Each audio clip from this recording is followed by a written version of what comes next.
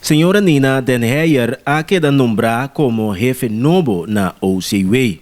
Eta agradecer de coração a comunidade boneriana e a maneira ela anunciar que algum semana passar de meio de comunicação que eta vai tomar seu retiro fora de política e não forma parte mais de partido nem na eleição vindoura.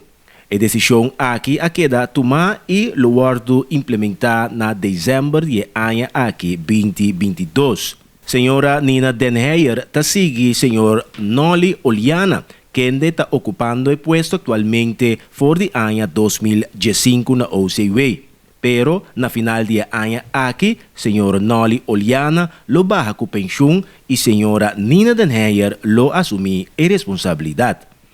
Senhora Nina Den Heyer está agradecida à comunidade boneriana e está sumamente contente de poder servir a comunidade como deputado for de ano 2016 e a trobe na 2019 até o dia de hoje. Dentro quadro de função novo, está exercer e está agradecer também turco a dona man para por ajuda com essa aqui. Para lo que se trata é palabração do Colégio Executivo desde hoje, está entregar sua carteira de Cultura e Enseñança na dois outros colegas deputados para seguir exercer a responsabilidade. Senhora Nina Den Heyer está agradecida turco a sostener e donar uma tremenda contribuição para formar parte da comunidade aqui, sua governação.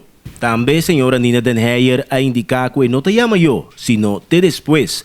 Sempre lo etei para seguir servir na bem-estar da comunidade boneriana.